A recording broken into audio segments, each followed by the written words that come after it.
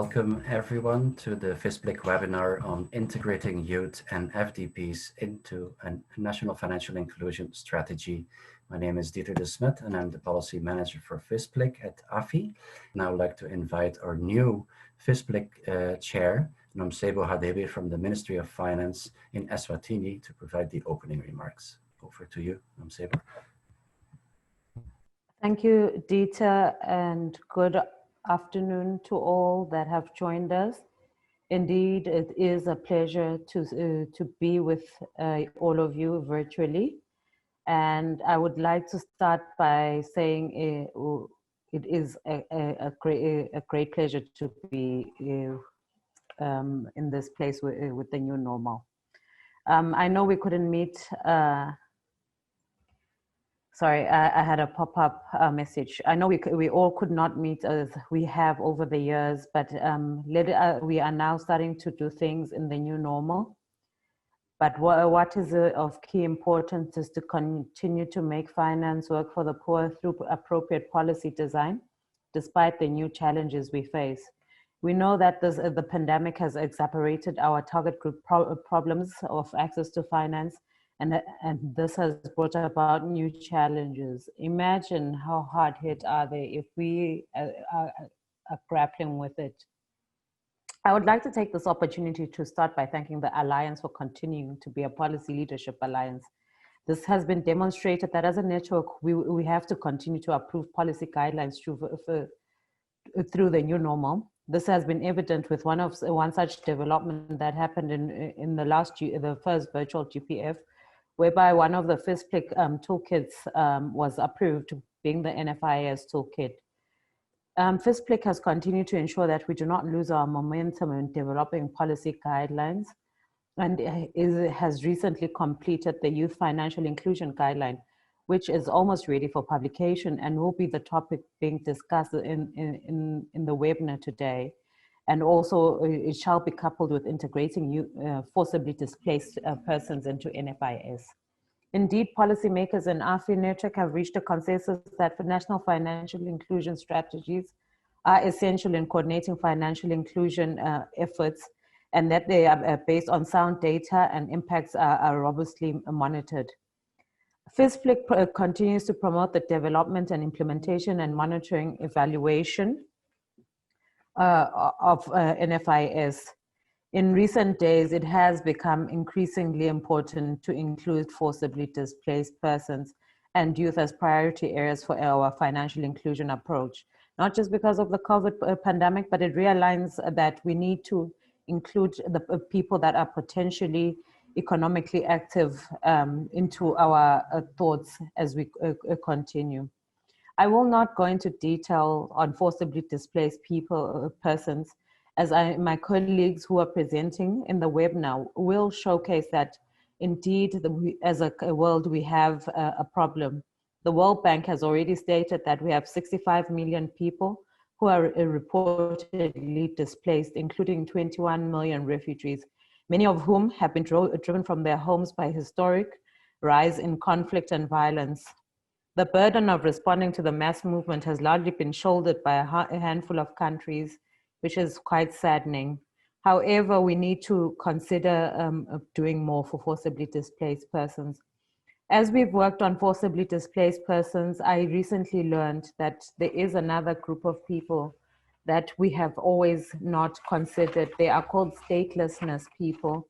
These are people that are born in a country, but it's not their country of origin, and do not have any form of documentation because they are neither citizens of where they are and cannot return to their country of origin because there is no way of integrating them into the system.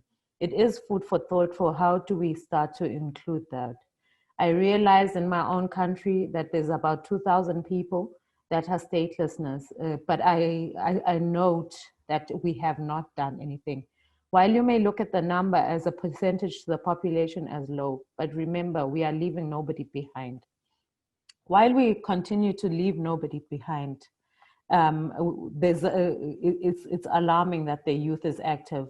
This morning, I attended a forum under the African Development Bank and the Commerce Secretariat which was a national launch of 50 million African Women Speak platform. It was saddening to hear the plight of a young woman who is in the construction industry detail what challenges and opportunities they are facing in accessing finance. However, that's just food for thought, and we should continue to develop policies that will help women and youth be integrated into the formal financial sector. I wouldn't want to go further. I know my colleagues who are presenting in the webinar have got full sets of information that they would share with participants. Indeed, I insist, let us not leave nobody behind. The COVID pandemic has taught us that we now have new groups of vulnerable people that were previously employed but have today lost their jobs. They are now forcibly displaced. Thank you. Those are my opening remarks. Thank you. Thank you very much, Nomsebo, for those wonderful opening remarks. And if you can move to the next slide, I can quickly go over today's agenda. We'll be talking about two topics, youth and FDPs. And the first topic will be talked about by Diana Schvarstein, who's a policy manager at AFI. And she will be talking on why is financial inclusion of young people important. And this then will be followed by a country experience. And in this case, the Palestinian experience, where Mohanad Salous from the Palestine Monetary Authority will be talking about how to integrate youth in an NFIS and how this has happened in Palestine. We then will shift to the other topic, FDPs, and Mariam Zahari, who's a policy analyst at AFI, will be talking about why financially including FDPs is important. And again, there will be a follow-up by Nangi Massawe from the Bank of Tanzania, who will be focusing on the country experience, in this case, Tanzania. And then we will finalize with a Q&A session, and we'll have closing remarks as well.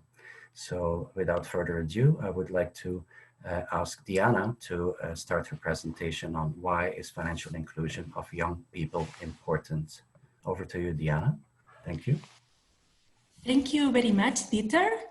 Good morning and good afternoon, everyone.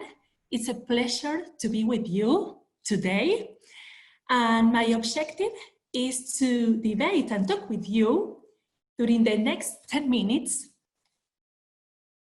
Why is financial inclusion of young people important? Could you go to the next slide, please? So we will start with the definition. Who are the youth? There is not a unique and universal definition. For statistical purposes, United Nations defines youth as person between the ages of 15 and 24 years old. However, age definitions vary by country, reflecting different socio-cultural, institutional, economic, and political factors. Our Youth Financial Inclusion Survey that Mohanad was talking before, conducted in the AFI network between March and April of this year, puts in evidence the different approaches. As you can see there in the graphic, and just to give you some examples, Costa Rica defines youth, those people between 12 and 35 years old. Then we have Malaysia. According to the Malaysian youth policy, this country defines youth people between 15 and 30 years old. Egypt from 18 to 35. Regardless of precise age, there is a consensus that youth are those who are in a transitional life phase from childhood to adulthood. As a policymakers and regulators, it's important to take into account that they are not an homogeneous group. They are a diverse group, varying in their stages of maturity, gender, regional context, social norms, and livelihood. In order to develop a more precise understanding of the different characteristics and financial needs of youth, it's key to collect systematically data disaggregated by age and gender between other context-specific variables. In the FI network, we have different examples of age disaggregate data. One of them is the demand-side survey conducted by Central Bank of Philippines biennially. The respondents are people age 15 and above, disaggregate data by age segment from 15 to 19, 20 to 29, 30 to 38, and above. Globally, 1.2 billion population has the ages from 15 to 24. Around 90% live in developing countries. And we are facing a fast-growing youth population in some regions, such as Africa, where by 2050, there will be more than 400 million young Africans, more than double the number today. Asia and Africa are in the midst of substantial changes in the size of their youth population, as you can see here. In Africa, the number of youth is growing rapidly. In this context, it's important to highlight the relevance to have effective policies and regulations in terms of employment, education, financial services, and non-financial services that meet the demands of this growing population and this significant part of the population. And I want to highlight one example of Latin America. And this segment is critical because although the youth population in Latin America have stabilized in size and projected to change little over the coming decades, this region had the highest youth unemployment rate in the last decade. And also, young people are disproportionately affected by working poverty. Worldwide, 40% of employing youth live in extremely poor households, compared with 7% of adults. That means that, in other words, younger people are twice as likely to be working poor than adults. Here, we can see the net information. Globally, I want to say that this information is before COVID-19. 22% of young people were neither employment, education, or training, net.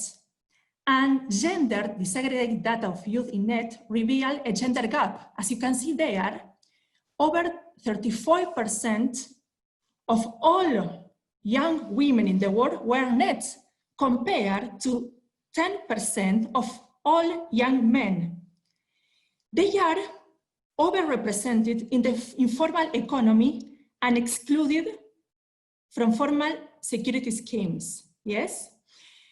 Before COVID-19, almost 77% of the world's young workers were in informal jobs, compared with around 60% of adult workers, age 25 and above. Informality and associated insecure, unpaid, or low wage, potentially dangerous or exploitative work is a common dynamic across varying contexts and typically faced by economically excluded youth. Then, as you can see there, the indicators on financial inclusion, 47% do not have access to an account.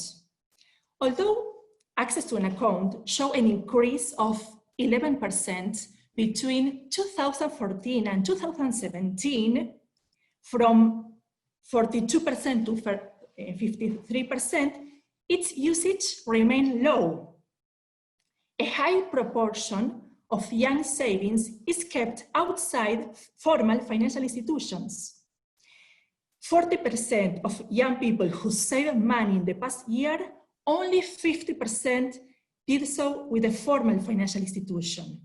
And young women are at an even greater disadvantage, at 5% lower in access compared to young men, 51 and 56% respectively. Half of the young youth population don't have enough funds to cope with financial shocks. The likelihood of youth in developing countries having funds to finance emergencies is 48% compared to 64% of youth in high-income economies. The next slide, please. I wanted to say that the information that we saw early is a result of many reasons. In terms of barriers that youth face, in the policy framework that we are developing in the FI network, we identify the barriers from the regulatory, supply, and demand sides, such as main hurdles that youth face to access and usage of the formal financial system. Just to highlight some examples from that AFI members highlighted in the policy framework, one of the main limitations is the lack of collateral, then financial literacy,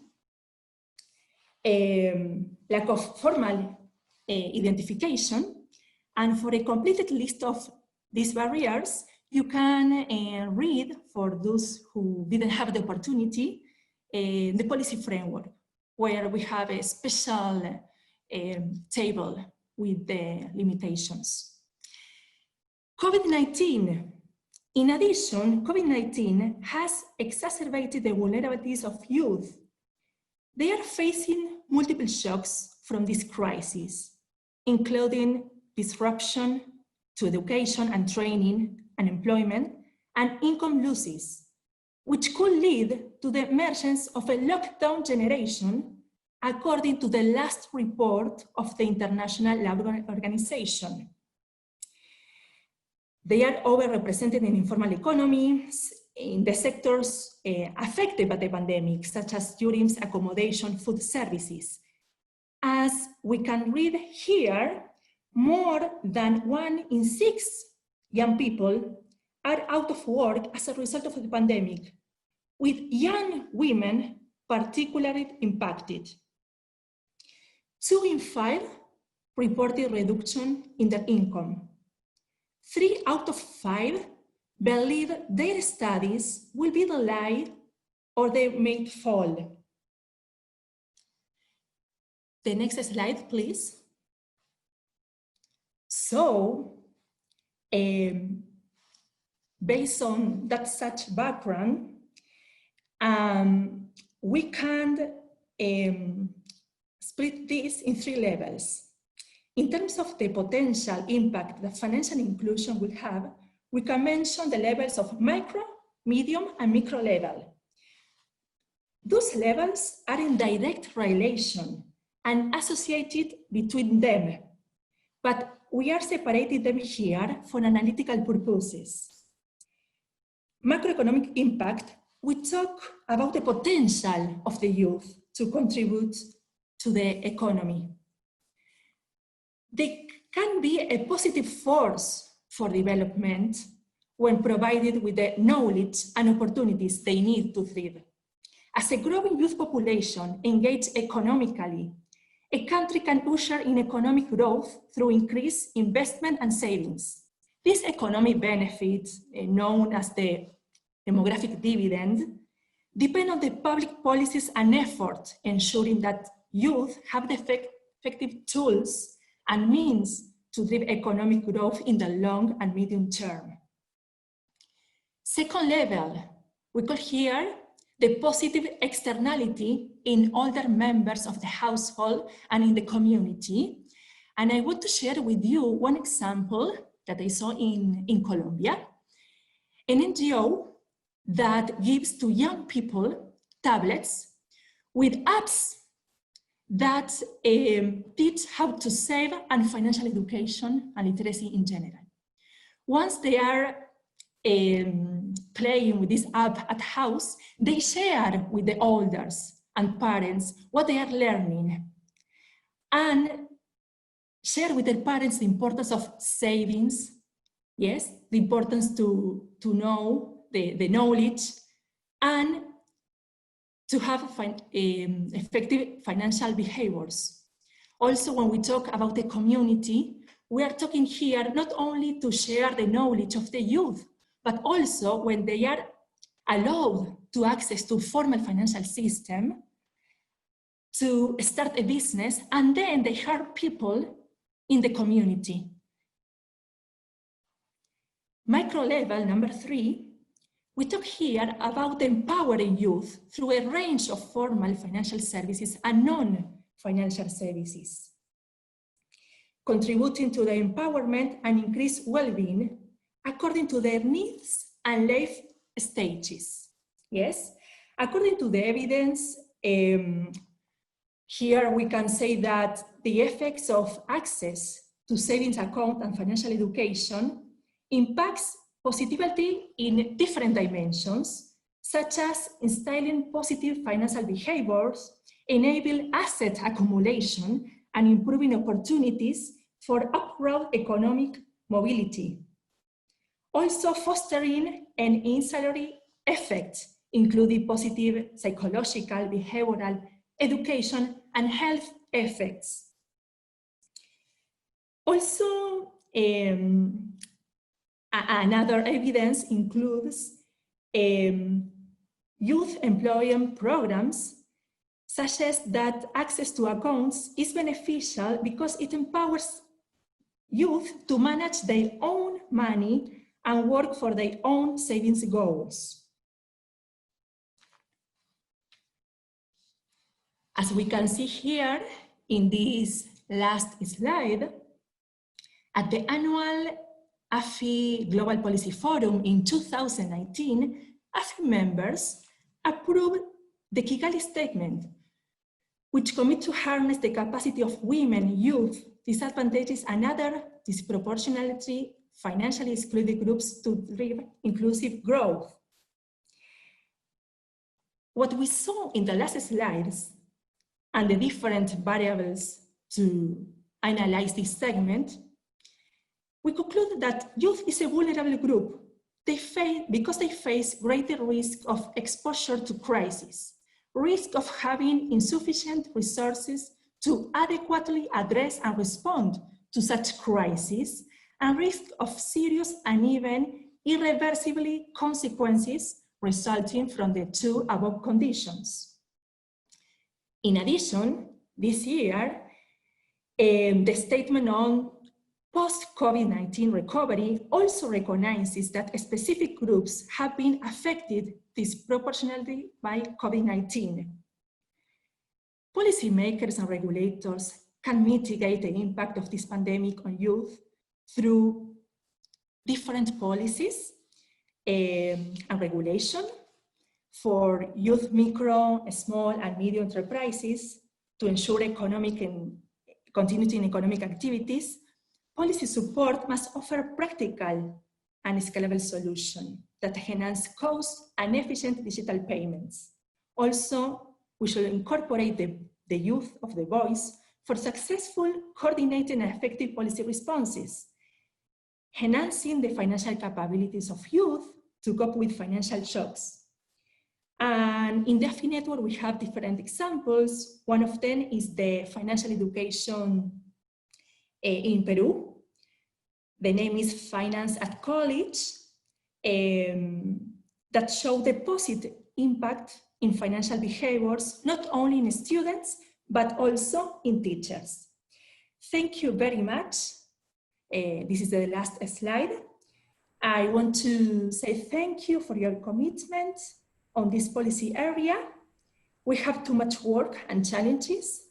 Looking forward to work together, not to allow to call the youth in the upcoming years a lockdown generation. My last point is also I want to take this opportunity to invite to those who didn't have the opportunity to review the policy framework on youth financial inclusion, which is under consultation process. This draft was circulated to the 7 technical working groups of AFI for review and inputs. So for those who didn't receive it, then Dieter, if you could share my email, so I will send you this document. Thank you very much. Thank you very much, Diana, for your wonderful presentation, which also sets the scene very nicely for Mohanad to build on and to talk about the Palestinian experience on how the Palestine integrated youth in their NFIS. And with this, I would like to invite Mohanad to start his presentation. And Mohanad, if possible, could you switch on your camera, please? Thank you. Thank you, Dieter. Thank you, Diana. Actually, yes, I will start building on Diana quotes, or the governor of Bank of Tanzania quote, that integrating youth into national financial inclusion strategy is not an option. It's imperative, because as most of our population within our country, as example for Palestine, are youth, so they are a major part of financial sector here in the Palestine, and they're a major part of the future, actually, to build on. So I will go briefly on the Palestinian experience, how we integrated youth in our NFIS. I will start from the main target, which is goes with the youth also, which is financial inclusion, a priority for the overall enhancements of the economy. So reducing poverty, which is meeting the consumption and production need of the poor people. And creating a new job opportunity, supporting youth through the opening a new job opportunity, increasing income, which is creating a more inclusive economic system, reducing inequality and improve social justice, especially for forcibly displaced person or targeted segment from our NFIS. Next slide, please. So the basic objective of our financial inclusion in Palestine is to alleviate poverty and unemployment, and to promote social justice, taking into account the disparate need and condition of various social groups on basic gender, age, disability, and geographical regions. And actually, youth are one of the main targets that fit these conditions from the gender and from the age and disability, from gender and age and from a marginalized group. Next slide, please. So as the same as other like national financial inclusion strategies like phases, in Palestine, we went through the pre-formulation and formulation and implementation, of course. And I will go like briefly again how we included youth in these phases. So in the pre-formulation phase, we forming a working group with key parties, including banks, MFIs, NGOs, government, academic, to study the priorities area under the strategy and give the advice of relevant policies guidance from the stakeholder engagement phase. Then we went developing capabilities and financial skills for citizen working group. So we had like 6 working group, and this is one of the main working group. As we believe, actually, before we conducted like our household national survey, that we had a main challenge in the level of capabilities of the citizens, including youth in Palestine. So we started with the pre-formulation phase to clear stock of the existing youth policies, which was actually really poor. Then the definition of youth age range and goals. Then we went through the formulation phase, which is formulate strategic vision, goals, and targets for youth. Then establish data collection and monitoring, develop youth implementation plan. So within the data collection and monitoring, which is mainly the household national survey, the demand survey, which was a very representative survey. It went through the whole country, and it was first of kind in Palestine. To assess the level of financial inclusion, financial literacy of different segments of population, including the household. We mainly focused on this survey to assess the capabilities of people. So we gave a weight for how much the 3 dimensions of financial inclusion would be covered. So mainly, we had 65% of the survey went to the capabilities and literacy of the people.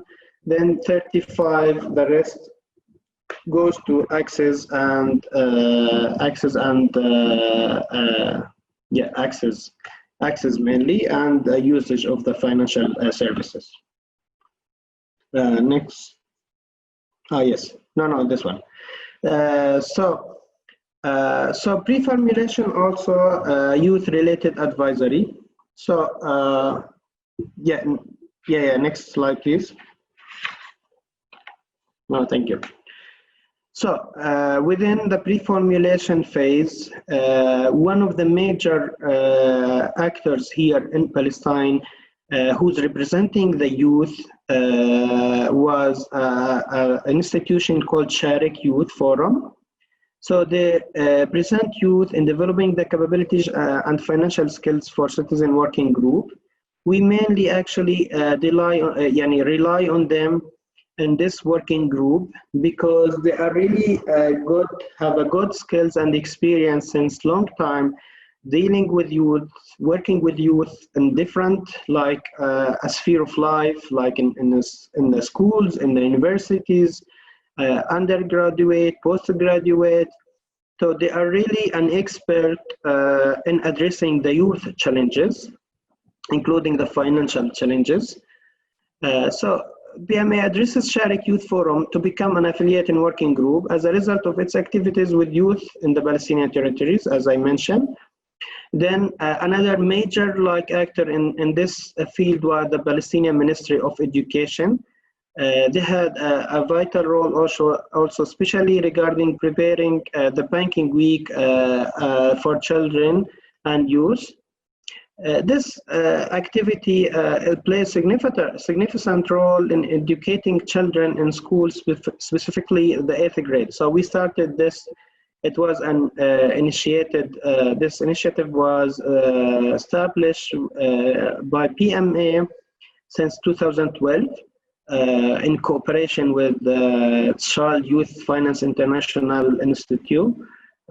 So we went to this activity mainly in cooperation with the Ministry of Education since 2012, targeting the youth, actually educating the school children in 8th grade in the whole country, schools.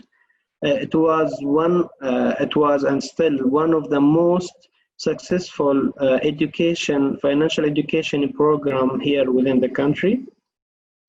So actually a highly added value is created because Sharik Youth focusing on development of youth into engaging, employable and active citizens.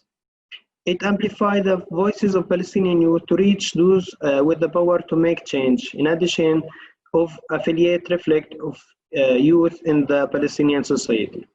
So working with Sharik Forum actually get a highly added value for our national financial inclusion strategy, because those guys have a really good and unique strategy, since they are working with the youth before they graduated and after they graduated.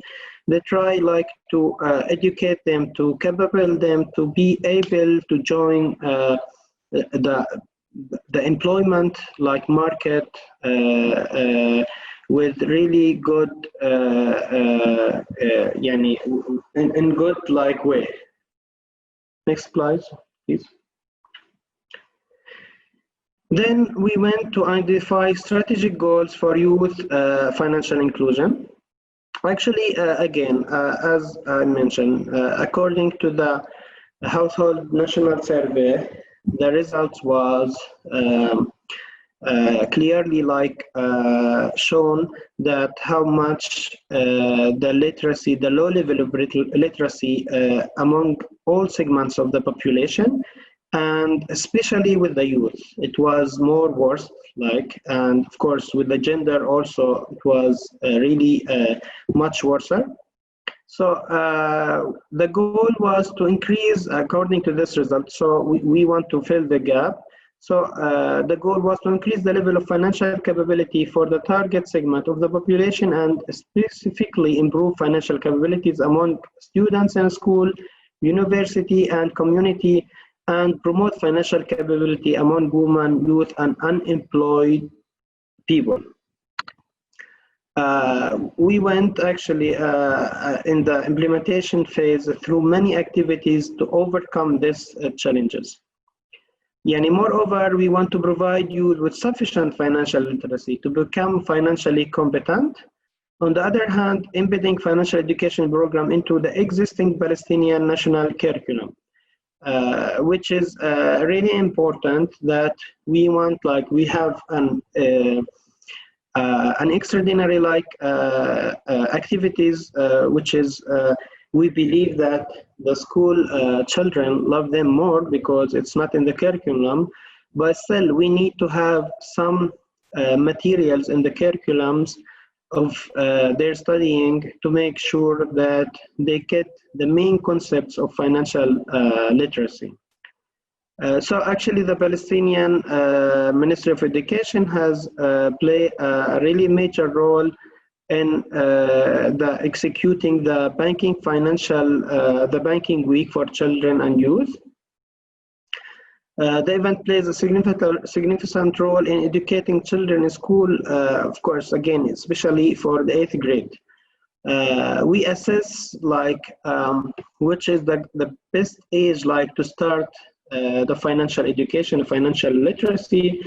Then we believe like the 8th grade is really good time for these kids like to start this education. They were in their 14 or 15 years old, and they are like mainly 2 years away from their age to be capable to deal freely with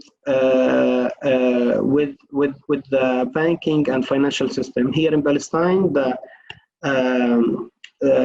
According to the law, 16 is no, actually 18. Sorry, 18 is the age that people can open account and use them without their parents. Next slide, please. Then in the implementation phase, again, we started with many activities according to the action plan of the NFIS. The main activities like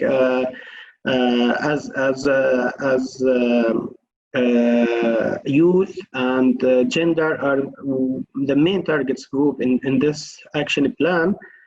We had such activities like, again, the banking week. We had the Arab like financial inclusion day, which is we make it a week here in Palestine.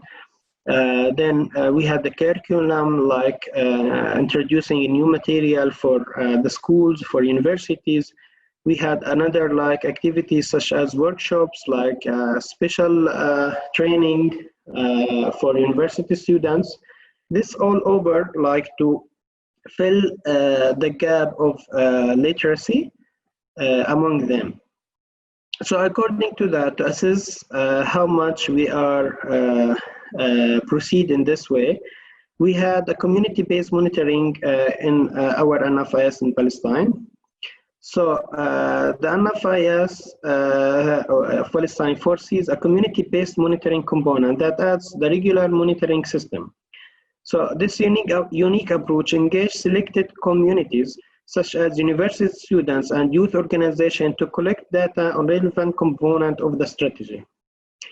We went through such these monitoring and evaluation. For example, like in our the Arab Financial Inclusion Day, we had conducted like a special company to make interviews like on the street in the universities to assess the level of literacy before and after like conducting like an events or workshop there.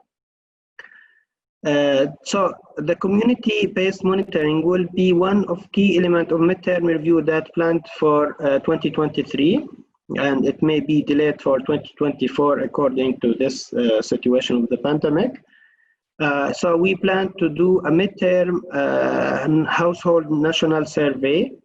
Our NFIS has an 8 years implementation period, and we are planned to, we started this implementation in 2019, so we are planning like to do a midterm community-based and household survey in the midterm after 4 years. We want like to monitor the youth financial inclusion indicator and oversee the advancement of this domain mainly. So youth integration are integral part of NFIS format, whereby youth communities are dominant in the NFIS goal and monitoring method. Again, like the representation of youth direct related like institutions such as Sharik Forum, or indirect who are really represent this target group such as the Ministry of Education, who are mainly a main target of the implementation phase of our NFIS. We had 6 thematic working groups for the implementation phase. And both of these institutions and other institutions who are deal with youth indirectly, they are part of almost the 6 working group to make sure that they are really representing their activities in this working group and conducting like good implementation for our action plan. Thank you. Thank you very much, Mohanad. And with this, we've come to the end of the youth component for today's webinar. And we're going to shift gears. We're going to focus now on forcibly displaced people. And with this, I would like to invite Mariam to start a presentation on why financially including forcibly displaced people is important. Over to you, Mariam. Thank you. Thank you, Dieter, and very warm greetings. I should thank the FISPLG members present here today for providing us with the opportunity to highlight the issue of advancing the financial inclusion of FDPs. So thank you so much once again. In this presentation, I'll address 1, why financially including FDPs is important, 2, the barriers to FDP financial inclusion, and finally, very briefly, how to integrate FDPs into the different phases of the NFIS life cycle. Now, before we begin, I thought it would be helpful to first define who exactly a forcibly displaced person is. FDPs broadly refer to those who have been forced to leave their homes or their countries due to conflict, persecution, violence, or human rights violations. It should, however, be noted that the global narrative about who we define as FDPs is gradually shifting to include those who have been forcibly displaced also by climate change, disasters, and environmental degradation. FDPs include stateless persons, as our chair has highlighted, asylum seekers, refugees, returnees, and internally displaced persons, or IDPs, depending on the forced displacement context of the given country. Now, according to the UNHCR, at the end of 2019, almost 80 million people were forcibly displaced from their homes or countries due to conflict and persecution. Out of these, 26 million were refugees, 45.7 million were IDPs, and 4.2 million were asylum seekers. Unfortunately, this is an increase from last year's numbers, and once again, the world's forcibly displaced population has reached a new record high. And developing countries, which holds 85% of the world's refugee population, continue to shoulder a disproportionately large responsibility for hosting FDPs. And on top of that, we know that one person is forcibly displaced every 3 seconds. Can we have the next slide, please? So why is it so important to financially include FDPs? For FDPs, financial inclusion provides sustainable means to keep their funds safe, send or receive transfers such as remittances and social protection payments from government or humanitarian agencies, finance their economic activities, secure jobs, gain access to credit and insurance products, and of course, make savings. And one would notice that these are not at all so different from our own financial needs. These are key steps for FDPs to establish coping mechanisms, build their self-reliance, restore their livelihoods, and gain access to equal opportunities for them to contribute to the host economy, or even voluntarily resettle to a third country or return home if it is safe. This is so that, like the rest of us, they can also live with dignity and participate economically to be lifted out of poverty and improve their livelihoods. And the COVID-19 pandemic, unfortunately, had further underlined the systematic inequalities and discrimination that still exists within our formal financial systems, which have caused the further marginalization of FDPs and subsequently hindered their access to formal financial services that could have otherwise helped them to cope with the pandemic. Next slide, please. Let me now highlight the key barriers to FDP financial inclusion. First, there is a serious lack of reliable, robust, and appropriately disaggregated financial inclusion data on FDPs, both at the national level and the global level. For example, they are not included in the Global Findex database or dataset and have typically been excluded from national financial inclusion demand-side surveys. This makes FDPs invisible to the financial policymaker and regulator, which then makes it impossible to appropriately target financial inclusion policies for them.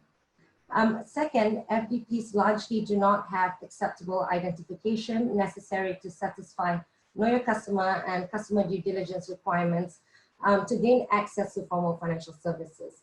Most of the time, they have not been able to take with them their identification documentation when they are fleeing conflict and so on. Even when there is a risk-based tiered KYC regime in place that is in compliance with global AML/CFT standards,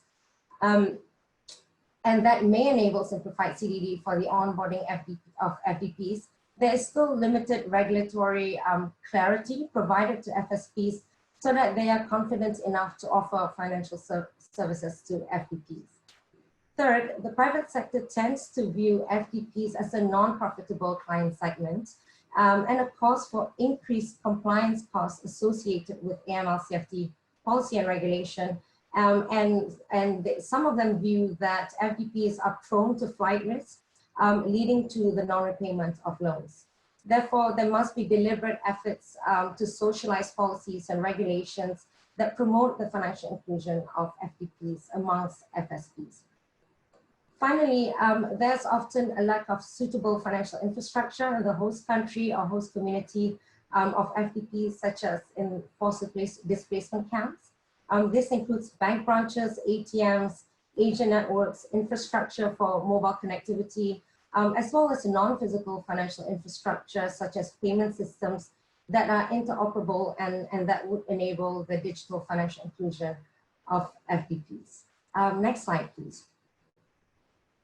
So in light of the importance of financially including FDPs and the specific barriers that leave them especially disadvantaged and that hinder their financial inclusion, AFI has developed several policy guidance documents on the topic. So you can access this on our website.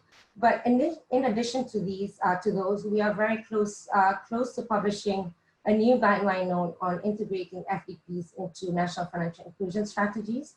because over time we realized that across the board, in jurisdictions where there are FDPs, we really needed to first ensure that FDPs are being included in the NFIS, because as we know, NFIS are an important policy tool for advancing financial inclusion for disadvantaged target groups in line with the principles of financial stability, financial integrity, and consumer protection.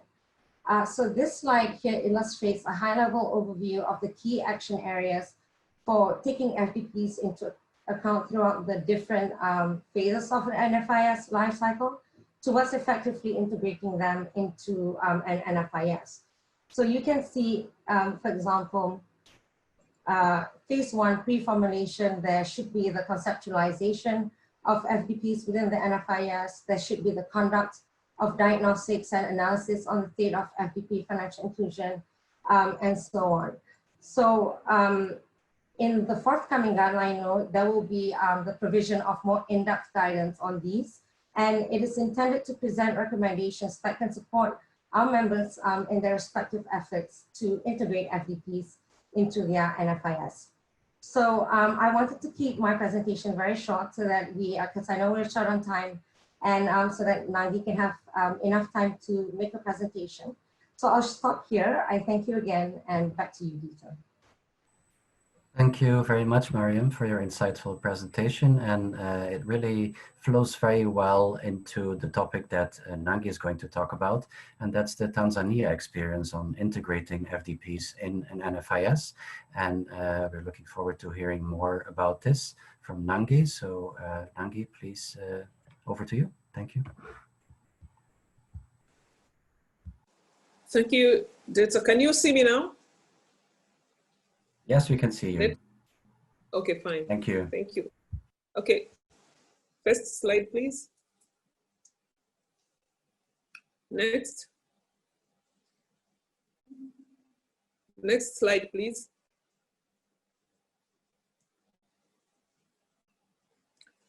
Okay, what I'm going to talk about excuse me, next slide, please. Okay, what I'm going to talk is just to build on from what Mariam has just presented, but how Tanzania has seen the FDPs in integrating it into the NFIS. Why we have considered the FDPs in NFIS. First, we have that notion of never leave anyone behind if you want to achieve a real financial inclusion. And so when you need to start thinking when you reach at a certain level of financial inclusion to start thinking and considering about groups which need special attention. So as we are talking, when we talk about women as a special group which needs attention, same as FDPs, they're also special group which needs special attention.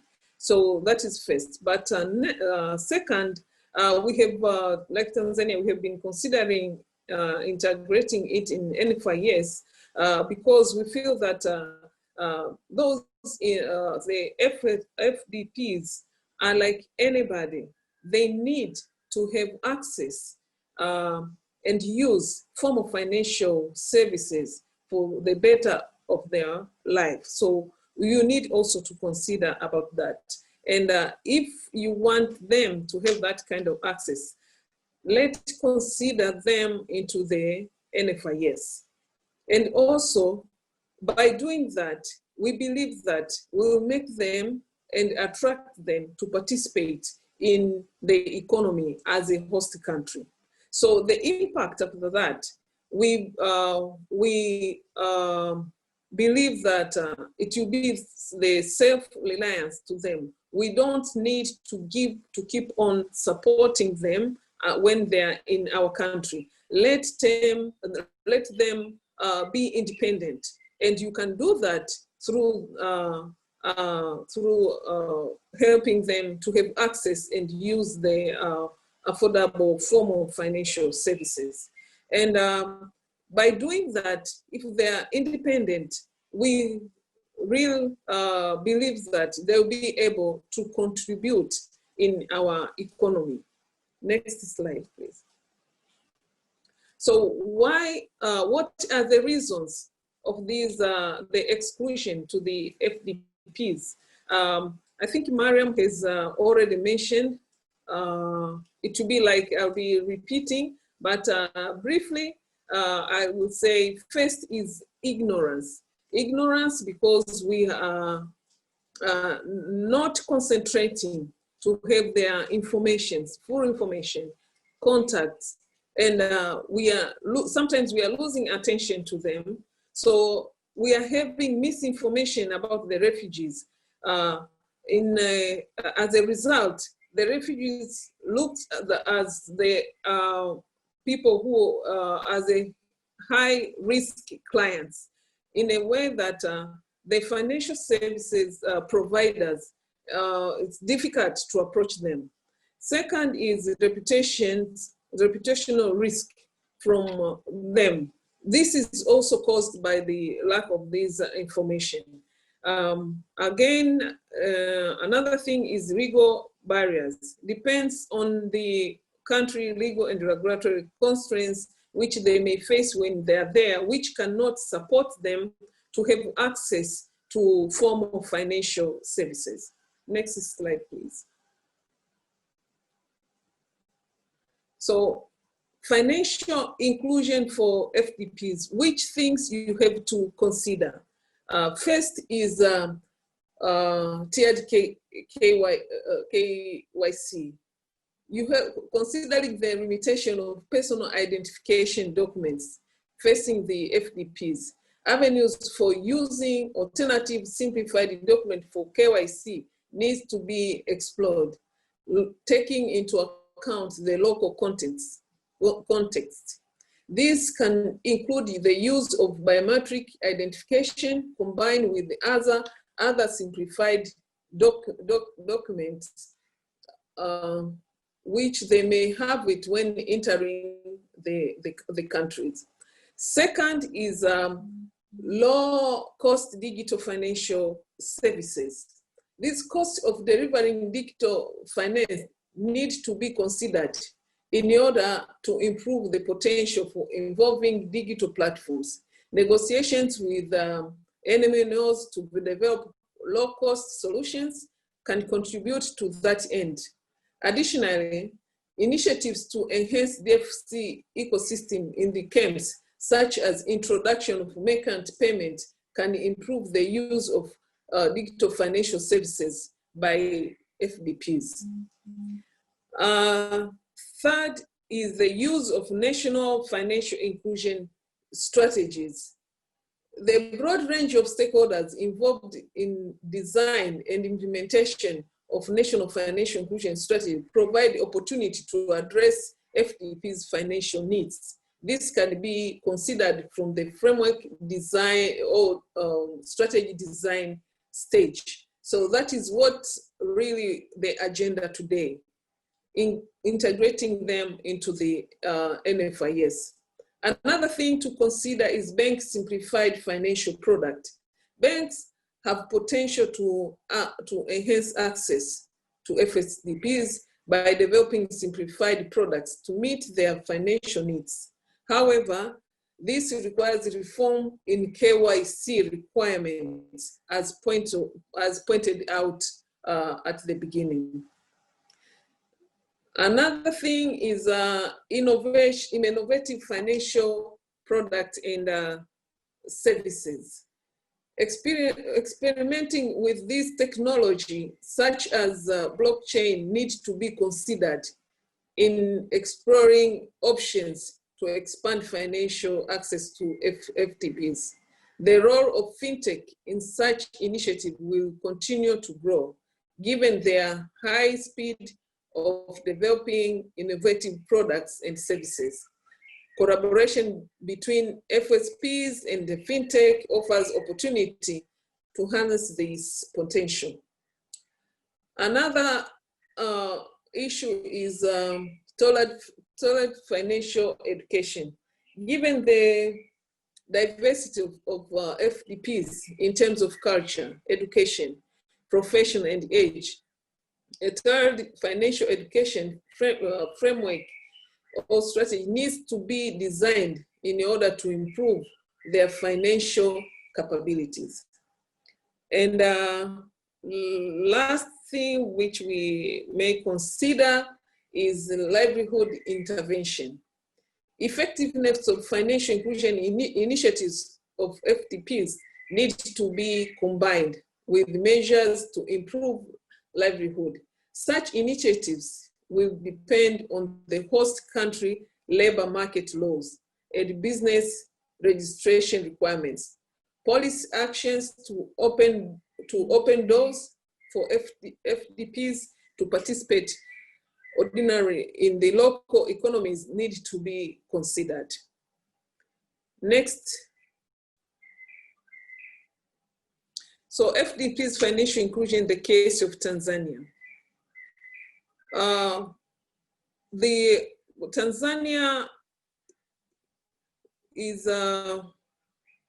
it has these laws which is governing the issue of refugees. And first we have open door policy. We have that policy before we had the act and before we have the refugees policy. That is before 1998. And this is it was there to welcome the refugees, to receive the refugees and have settlement housing for them.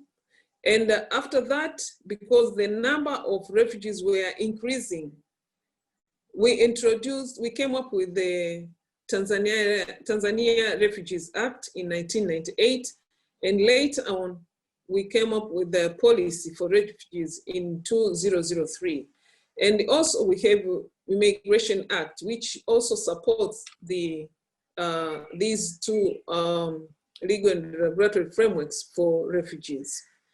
The setup for housing for refugees in Tanzania, first we have the settlement that is that time since 1970s when we started receiving refugees, and later on we came up with a camp settlement that was in 1990. And this, the difference between the settlement and camp is the settlement allows the refugees to have access with a large area of land, more than the camp. And the camp came up because of the increased number of refugees and to allow the control. And the country involved here is the Burundi, Democratic Republic of Congo, and Somalia. Next, please. So to support, before we started thinking about NFI, about integrating the FDPs in NFIS, we have been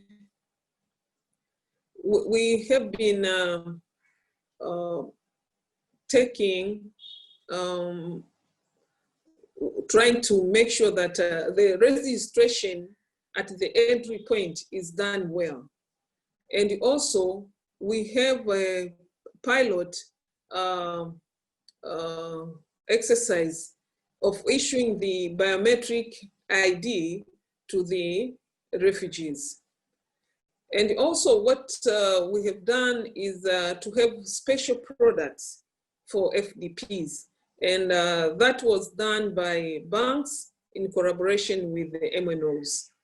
And also we have tried also to provide financial education to FDPs. And this also was done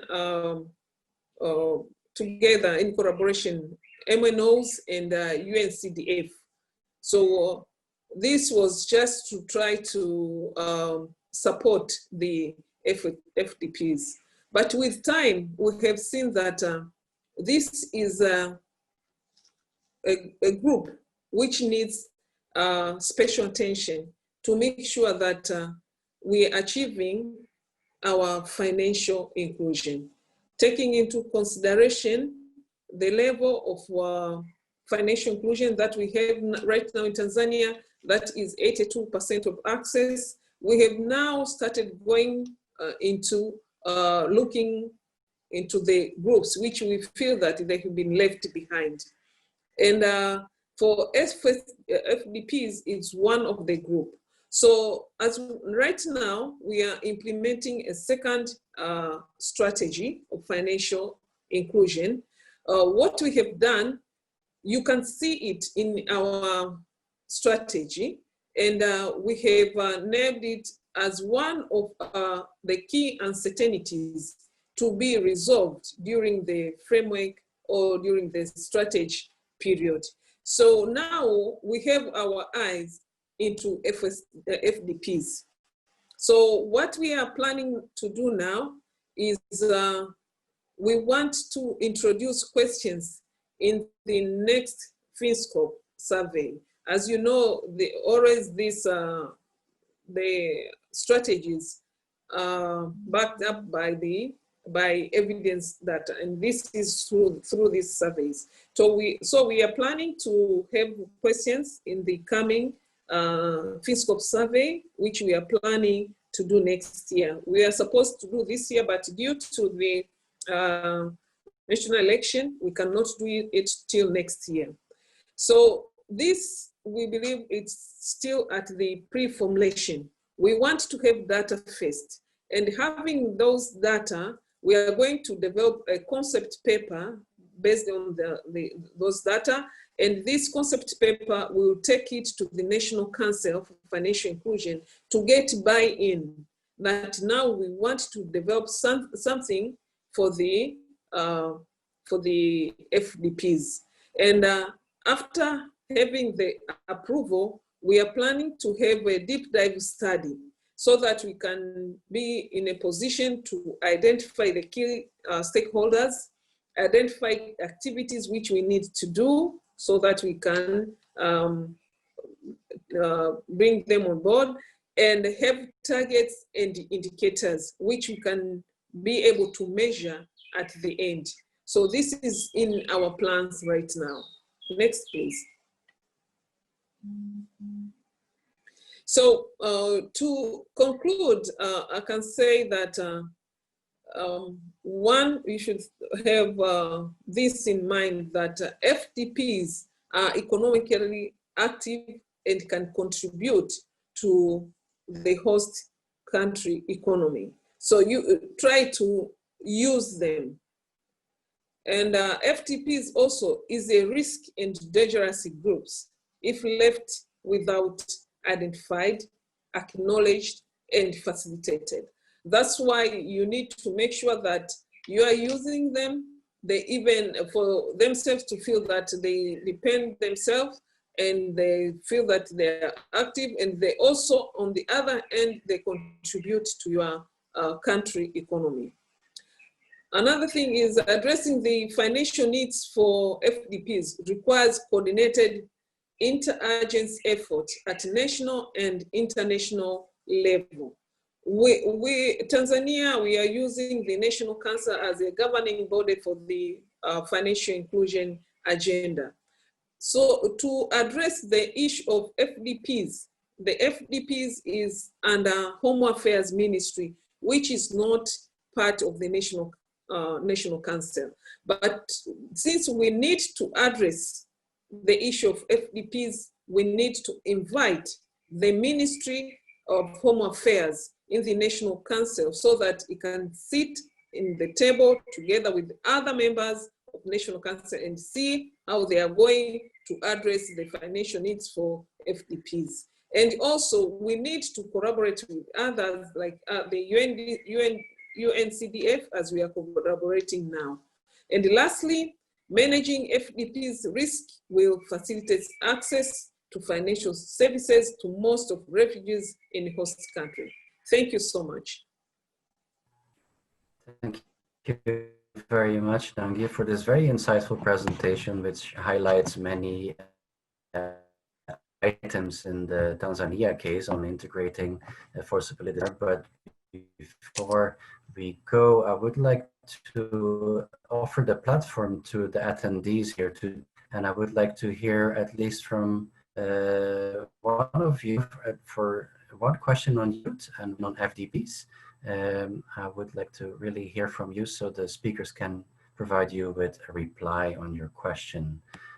So who is ready to step up, switch on their camera? YouTube's very quiet in the beginning, but I know somebody has a burning question there. I'm gonna wait a little bit, but if I don't see any movement, no replies, okay, then I assume everything was crystal clear today. But nevertheless, what I suggest is if you do have questions after the webinar, please do write to us. We will pass the questions to the speakers and they will provide you with a reply. If you can move to the next slide, please, because we're running a bit over time. I will now move on to conclude this webinar.